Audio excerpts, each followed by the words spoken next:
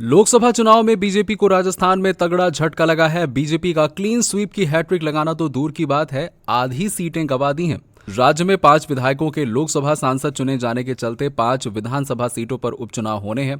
कांग्रेस के सामने अपने विधायकों की सीट बचाने की चुनौती है, तो बीजेपी की कोशिश उपचुनाव के ट्रेंड तोड़ने की है। पिछले 10 सालों में हुए उपचुनाव में कांग्रेस का पलड़ा भारी रहा है। कांग्रेस सत्ता में रही हो या फिर विपक्ष में रही हो, उपचुनाव में बाजी मारती ही मारती रही है।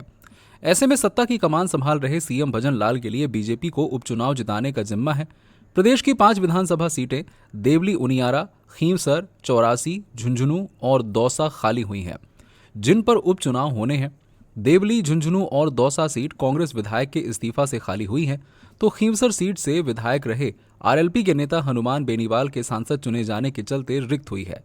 चौरासी सीट से विधायक रहे भारत आदिवासी पार्टी के राजकुमार रोत लोकसभा सांसद बन गए हैं, जिसकी वजह से उपचुनाव होने हैं।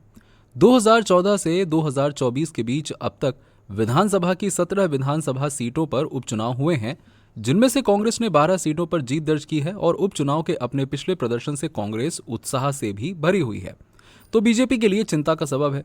और इन सभी 5 सीटों को बीजेपी ने दिसंबर 2023 में हुए विधानसभा चुनाव में अपने लिए सबसे कठिन माने जाने वाली 19 सीटों की कैटेगरी में शामिल किया था। इन 5 सीटों को बीजेपी के लिहाज से कठिन माना जा रहा है। अब देखते हैं क्या होता है।